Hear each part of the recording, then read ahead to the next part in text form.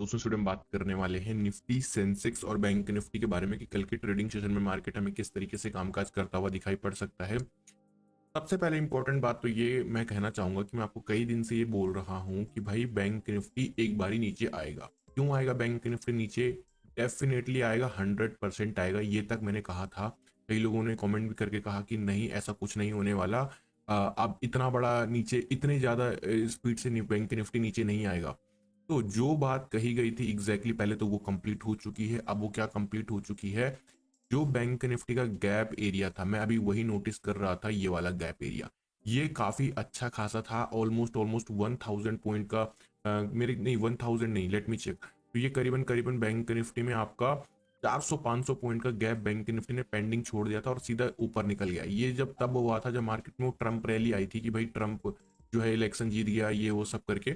Okay, फिर उसके बाद मार्केट में एक बड़ी रैली हमको देखने को मिली।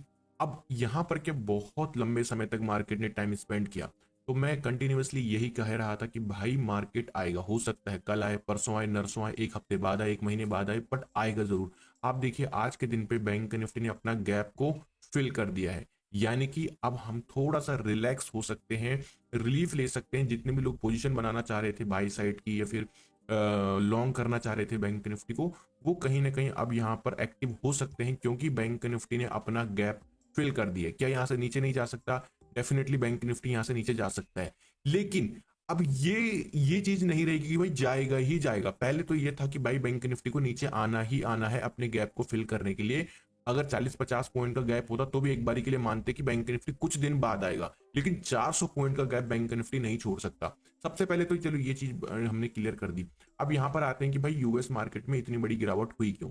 यूएस मार्केट में जो गिरावट का सबसे बड़ा रीजन है वो है आपका यहाँ पर ट्रंप।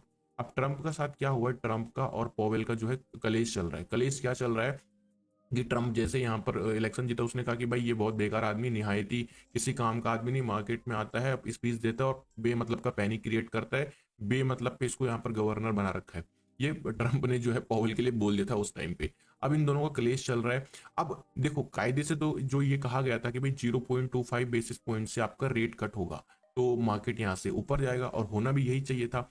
लेकिन अब पॉवेल ने क्या किया कि रेट तो कट कर दिया, लेकिन साथ ही साथ ये बोला, क्योंकि पहले इन्होंने क्या बोला था कुछ टाइम पहले कि हम 2025 में 4 रेट कट करने वाले, 4 रेट हम यहाँ पर कट करेंगे। ये बोला था जेम पोवेल साहब ने, जब ये आपकी जो बाइडन की सरकार थी, कि हम भाई 2025 में 4 रेट कट करेंगे। लेकिन अब ट्रंप आ गया। अब ट्रंप जो है प्रेशर डाल रहा है कि भाई 4 रेट नहीं करने, रेट कट करने ही नहीं है, बहुत कम से कम रेट करने हैं। तो पॉवेल ने क्या बोला है कि अब हम यहाँ पर 4 रेट नहीं करेंगे कट, क्योंकि रेट कट करने से इकोनॉमी में बहुत ज्यादा रिलीफ मिलता है। एक आम नागरिक को, इकोनॉमी को, लोग खरीदारी करते, लोगों के पास पैसा आता है, कंपनियों के पास टैक्सेशन में हेल्प मिलती है। तो इसलिए इन्होंने क्या कहा है कि भाई हम सिर्फ और सिर्फ क्या करेंगे, 2 रेट कट हम यहाँ पर करेंगे। तो जैसे ही ये बयान उन्होंने बोला जेम पोवेल ने, रेट कट किया 0.25 बेसिस पॉइंट से, लेकिन ये भी बोल दिया कि 2025 में अब हम और रेट नहीं कट करेंगे। हो सकता है कि सिर्फ 2 ही करें, हो सकता है, यानी हो सकता है कि एक भी करें मतलब, और वैसे मैक्स टू मैक्स 2 ही करेंगे। तो ये चीज मार्केट को बिल्कुल पसंद नहीं आई और धड़ाधड़ करके गिरने लगा। 1100 पॉइंट डाउ जोन्स में फॉल, नेस्डेक में 700 पॉइंट का फॉल, और इसकी वजह से जो है हमारे मार्केट में भी अच्छा खासा फॉल आया। वरना अगर वो ये बयान नहीं देते, चुपचाप करके अपना निकल जाते कि भाई हम 2025 में 4 रेट कट करेंगे, 2 रेट कट, कुछ नहीं बोलते, अपना रेट कट करके निकल जाते, तो हो सकता मार्केट साइडवेज रहता या फिर हल्का फुल्का बुलिश हो जाता। तो ये चीज हुई। तो इन दोनों का कलेश चल रहा है। मेरे को लगता है जैसे ही जनवरी, 20 जनवरी के आसपास जो है ट्रंप अपनी जो है कुर्सी पे बैठेगा, मुझे तो लग रहा है कि इनका कलेश चलेगा और ये कुछ टाइम बाद पॉवेल को हटा सकता है इसकी सत्ता से, इसकी कुर्सी से, पॉवेल साहब को। अब यहाँ पर देखते हैं कि कौन कौन से वो सेक्टर थे जिनमें आज अच्छी खासी पिटाई हुई है मार्केट में।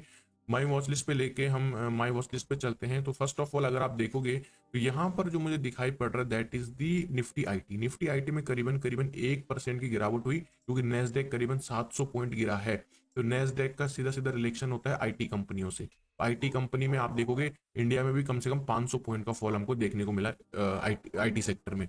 फिर फाइनेंशियल सेक्टर में 275, यानी कि 1% का फॉल इसमें था। मेटल सेक्टर में 1% का फॉल था। निफ्टी 50 में 1% का फॉल था। प्राइवेट बैंक्स में 1% का फॉल था। निफ्टी 100 में 1% का फॉल था। यानी कि जो गिरावट वाले सेक्टर थे वो काफी ज्यादा थे। उठने वालों में से कौन था? Nifty pharma. अब निफ्टी फार्मा क्या कर रहा है, एज अ डिफेंस की तरह भी फिलहाल काम कर रहा है कि सब कुछ गिर रहा है, निफ्टी फार्मा उठ रहा है। निफ्टी फार्मा और हेल्थ केयर, ये दोनों सेक्टर कहीं ना कहीं कंट्रीब्यूशन दे रहे हैं ऊपर की साइड के लिए। बाकी सब जगह है मार्क उठाई चल रही फिलहाल के लिए भी। लेकिन जो सबसे इंटरेस्टिंग चीज मुझे ये लग रही है कि अब कई लोग यहाँ पर मार्केट में शॉर्ट पोजीशन बनाने का सोचेंगे। अब मैं अगर बोल दूं तो कंट्रोवर्शियल हो जाएगा, लोग कमेंट में बोलेंगे जी आप तो बुलिश ट्रेड ले रहे हो। ऐसा नहीं है, मैं बुलिश ट्रेड ले रहा हूं। बट अब जिस लेवल पर निफ्टी आ चुका, क्योंकि बैंक निफ्टी ने फर्स्ट चीज, जब तक बैंक निफ्टी ने गैप फिल नहीं किया था, मेरे मन में भी थोड़ा कंफ्यूजन था कि यार गिरेगा गिरेगा गिरेगा, पर कब गिरेगा ये पता नहीं था। इसने फिलहाल अपना गैप फिल कर दिया, तो यहां से एक रिलैक्स हम हो गए। निफ्टी का जो सबसे इंपॉर्टेंट लेवल था वो था 23,870, 24,870। अब ये क्यों इतना इंपॉर्टेंट था मैं आपको दिखा देता हूँ। क्योंकि लास्ट टाइम 23,870 से एक बड़ा ब्रेकआउट आया, 23,870 से ये बड़ा ब्रेकआउट आया, 23,870 से ये घुमा। तो ये जो लेवल है 23,870, ये बहुत इंपॉर्टेंट लेवल था निफ्टी के लिए, जो कि एग्जैक्टली इस लेवल के आसपास ही निफ्टी गैप डाउन ओपन हुआ। पूरा दिन भर भरतनाट्यम करा, लेकिन इस लेवल को नीचे के लिए नहीं तोड़ पाया निफ्टी। तो ये बहुत इंपॉर्टेंट लेवल था। अच्छा, दूसरी चीज यहाँ पर देखिए, ये है 200 एक्सपोनेंशियल मूविंग एवरेज। 200 अगर से मान लो तोड़ भी देता है, चलो हमने लेट सपोज कि निफ्टी इस लेवल को ब्रेक डाउन करता है और ये इस लेवल के तोड़ के यहाँ पर आता है कहीं, तो ये मुश्किल से कितना आएगा यहाँ से, हम 150 से लेके 170 पॉइंट का फॉल देख रहे हैं। क्योंकि फिर 200 ये में कहीं ना कहीं मार्केट को संभालने का ट्राई करेगा निफ्टी में। तो अब बियरिश साइड का ट्रेड हमको, अच्छा एक गैप ऊपर के लिए पेंडिंग है, तो क्या गैप फिल होगा भाई, ऊपर तो जाना ही मार्केट को, गैप तो फिल होगा ही होगा। इसीलिए अब हमको सेलिंग साइड की ट्रेड देखने हैं, लेकिन थोड़ा सा, है ना, आप समझ रहे हो मैं क्या बोलना चाह रहा हूँ। अच्छा, अब चलते हैं 30 मिनट के टाइम फ्रेम पर, कि अगर हमको मान लो इंटरडे में ट्रेड लेना है निफ्टी में, तो कौन कौन से वो इंपॉर्टेंट लेवल हमारे लिए रह सकते हैं। तो पहले 30 मिनट नहीं, सीधे 15 मिनट के टाइम फ्रेम पर ही चलते हैं, वहीं पर डिस्कशन करेंगे। आज के दिन पे जब गैप डाउन ओपनिंग हुई, तो गैप डाउन ओपनिंग के बाद इसने बिल्कुल जो है आज बिल्कुल ऐसा कर दिया मार्केट में कि जिसने यहाँ पर ऑप्शन बाय किया होगा, तो उसका तो मार्केट ने बिल्कुल बैंड बजा दी। और जो लोग कल के दिन पे कॉल कैरी करके लेके गए थे, उनकी एक्सपायरी मॉर्निंग में मार्केट ने खत्म कर दी थी। यानी कि जनरली लोग 3:30 तक वेट करते हैं कि भाई एक्सपायरी होगी, प्रीमियम डिके होगा। 9:15 पे मार्केट ने उनको एक्सपायर कर दिया था, जिन जो कॉल कैरी करके लेके गए थे। फुट वालों की यहाँ पर कहीं ना कहीं न्यू ईयर उन्होंने सेलिब्रेट कर लिया। अब इंपॉर्टेंट बात करते हैं कि कौन सा वो इंपॉर्टेंट लेवल होने वाला है। जैसे कि मैंने बताया, ये बहुत इंपॉर्टेंट लेवल है 23,870 का। ये लेवल जब तक नहीं टूटता है तब तक हमको बियरिश ट्रेड नहीं लेना है, एज सिंपल एज दैट। तो 23,872, अब 8,900 मान लो या जो भी है, तो ये मेरे लिए as a dip buying level की तरह काम करेगा मार्केट में। इस लेवल के नियर बाई आता है तो यहाँ पर कहीं ना कहीं हमको क्या करना है, एक बाई साइड की अपॉर्चुनिटी फाइंड आउट करनी है। क्योंकि ऊपर गैप पेंडिंग है, तो मार्केट अपने गैप को फिल करने के लिए इमीडिएटली जा सकता है। जो गिरावट होनी थी वो हो गई, पोवेल साहब का भी बयान आ चुका है, लार्ज कैप में ढंग से पिटाई हो चुकी है, फ्रेश सेलिंग आती है, उसके बारे में हम डिस्कशन करेंगे भी, डोंट वरी। तो ये इंपॉर्टेंट लेवल रहेगा, ध्यान देना। दूसरा जो इंपॉर्टेंट लेवल रहेगा वो रहेगा 24,050 का, 24,050 का ब्रेकआउट, या 24,025 का ब्रेकआउट, 24,025, ये कहीं इधर के आसपास निकल कर आता है। तो इफ निफ्टी ब्रेक 24,025 का ब्रेकआउट, तो भी हम यहाँ पर ऊपर की साइड के लिए ट्रेड लेंगे। तो दो बाइंग लेवल रहे। सेलिंग लेवल की मैं अगर आपके साथ डिस्कशन करूं, तो सेलिंग लेवल जो हमारा रहने, क्योंकि इतनी वॉलेटिलिटी क्रिएट हो गई मेरे भाई, ऐसा लग रहा है कि मार्केट, जो नवंबर, जो आपका दिसंबर का वीक स्टार्ट हुआ, तो उसमें तो bull bull bull bull rally आ रही थी। अब जब हम महीने के एंड की तरफ आ रहे हैं, तो यहाँ पर जो है बियर बियर बियर चल रहा है, मार्केट में जो है सेलिंग चल रही है। अच्छा, एक दिन मार्केट ऊपर जा रहा है, एक दिन नीचे, एक दिन ऊपर एक दिन नीचे, तो इतनी वॉलेटिलिटी क्रिएट हो रही है कि ट्रेडर को समझ ही नहीं आ रहा साला पोजीशन बनाई तो बनाई किधर। इंटरनेट ट्रेडर भी थोड़ा कंफ्यूज है, क्योंकि वॉल्यूम में ड्राइनेस देखने को मिल रही है। Fin Nifty, bank Nifty, mid cap Nifty में सारी वॉल्यूम निफ्टी में शिफ्ट हो गई है, तो निफ्टी में स्पाइक्स भी थोड़ा बन रही है।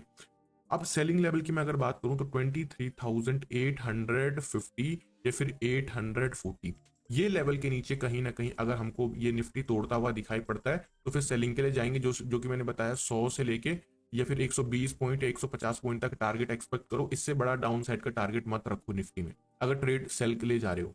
तो ये रही निफ्टी की एनालिसिस, बड़ी लॉन्ग एनालिसिस रही, बट ठीक है, एटलीस्ट आपने कुछ तो सीखा होगा। सेंसेक्स की अगर मैं बात करूं, तो बहुत इंपॉर्टेंट लेवल देखो, वन डे के टाइम फ्रेम पर जाएंगे।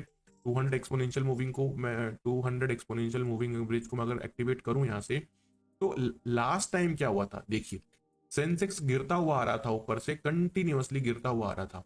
लेकिन एट द एंड क्या हुआ, जैसे ये 200 एक्सपोनेंशियल मूविंग एवरेज पे पहुंचा, ऐसा भागा वहां से कि पूछो मत। अभी ये इस लेवल पर है, मान लीजिए इस लेवल का ब्रेक डाउन कर भी देता है और फिर से 200 एक्सपोनेंशियल मूविंग एवरेज पे आता है, तो यहाँ से कुछ ज्यादा दूर अब ये है नहीं। ऑलमोस्ट ऑलमोस्ट कितना पॉइंट का दूरी है यहाँ से सेंसेक्स में, अगर देखोगे तो यहाँ से 900 पॉइंट, 800-900 पॉइंट की दूरी है यहाँ से।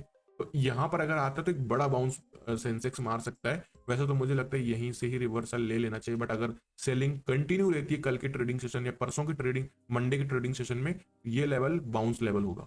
अच्छा, कौन सा लेवल है मैं आपको वो ड्रॉ करके दे देता हूँ, ये देखिए। अब चलते हैं इंट्राडे के टाइम फ्रेम पर, जहां पर हमको एक्चुअली में ट्रेड लेना है। तो इंपॉर्टेंट लेवल है, नोट डाउन कर लीजिए आप सारे के सारे लोग। देखिए, सेंसेक्स का चार्ट मैं थोड़ा सा जूम इन कर ले रहा हूँ सो दैट कि आपको देखने में आसानी हो। देखिए दोस्तों, सेंसेक्स आज के दिन पे पूरा साइडवेज रहा, कल इसकी एक्सपायरी होने वाली, तो 79,100 कहां पर निकल कर आता है, इस लेवल पर। एक इंपॉर्टेंट लेवल होने वाला है, अगर इसको घूमना है तो ये बेस्ट लेवल हो सकता है रिवर्सल के लिए, अदरवाइज नहीं घूमता तो फिर ब्रेक डाउन देके नीचे जाएगा, तो ये बाइंग लेवल रहा। दूसरा जो सेंसेक्स में बाइंग लेवल रहेगा दैट विल बी 79,420 का ब्रेकआउट। तो 79,420 का ब्रेकआउट आपका कहीं मे बी इधर निकल कर आता है, इस लेवल के आसपास। तो अगर कल के दिन पे सेंसेक्सों की सेलिंग, अच्छा मैं ये चीज भी बता देता हूँ कि डाउ जोन्स जो है अपने 50 साल का रिकॉर्ड इसने तोड़ दिया है। लगातार 10 दिन तक गिरता रहा मार्केट, रेड क्लोजिंग दे रहा है डाउ जोन्स। तो अब 10 दिन तक अगर डाउ जोन्स गिर रहा है तो एक दिन ऐसी शॉर्ट कवरिंग आने वाली है कि अब कल आएगी, परसों मंडे को आएगी, है तो किसी को नहीं पता, बट आने वाली, क्योंकि 10 दिन तक अगर मार्केट गिर रहा है तो भाई 11वें दिन तो चलेगा ही चलेगा, 11वां दिन भी गिरेगा, गिर सकता है, लेकिन जब शॉर्ट कवरिंग आएगी तो बड़ी तेज आएगी। तो 79,420 का ब्रेकआउट सेंसेक्स में एक बाइंग साइड का ट्रेड हमारे लिए ट्रिगर कर सकता है। और सेलिंग की बात अगर मैं करूं तो जब ये 79,000 के नीचे निकलेगा तो इस लेवल के नीचे हमको सेंसेक्स में दोस्तों सेलिंग देखने को मिल सकती है, क्योंकि ये लेवल रहा। तो ये लेवल के नीचे हमको सेलिंग देखने को मिलेगी, जो कि सीधा सीधा हमको कहां तक का टारगेट रखना है, 200 ईएमए का टारगेट रखना है। ओके, मैं आपको 200 ईएमए निफ्टी में बता रहा था, बता दिया मैंने आपको। वैसे अब बैंक निफ्टी की बात कर लेते हैं थोड़ा सा, फिर उसके बाद बात करेंगे निफ्टी में। देखो, डेली टाइम फ्रेम पर ये बैंक निफ्टी का चार्ट है। डेली टाइम फ्रेम पर आप देखोगे मैं बड़ा जो है मैं बड़ा अच्छा फील कर रहा हूँ, क्योंकि मैंने जो एनालिसिस करी थी वो मार्केट में हिट हो गई, गैप फिल हो गया। अब मैं यहाँ से कहीं ना कहीं एक बाउंस एक्सपेक्ट करके चल रहा हूँ बैंक निफ्टी में। अब देखते हैं कब आता है वो बाउंस। 15 मिनट के टाइम फ्रेम पर चलें और कुछ इंट्राडे के लेवल्स देखें तो कौन कौन से इंपॉर्टेंट लेवल्स रह सकते हैं बैंक निफ्टी में। दोस्तों, अगर आप देखोगे अभी ये फिलहाल के लिए एक रेंज में कारोबार कर रहा है बैंक निफ्टी, और अगर आप देखोगे तो 51,300 तो वो निकल कर आता है कहीं इधर, जो कि अगर आएगा तो ठीक, नहीं आएगा तो फिर भी ठीक है। तो ये एक इंपॉर्टेंट लेवल की तरह काम कर सकता है। सेलिंग लेवल की बात करूं तो वही ब्रेक डाउन देगा 51,100 के नीचे, तो ये लेवल हमारे लिए सेलिंग लेवल की तरह बैंक निफ्टी में काम करेगा।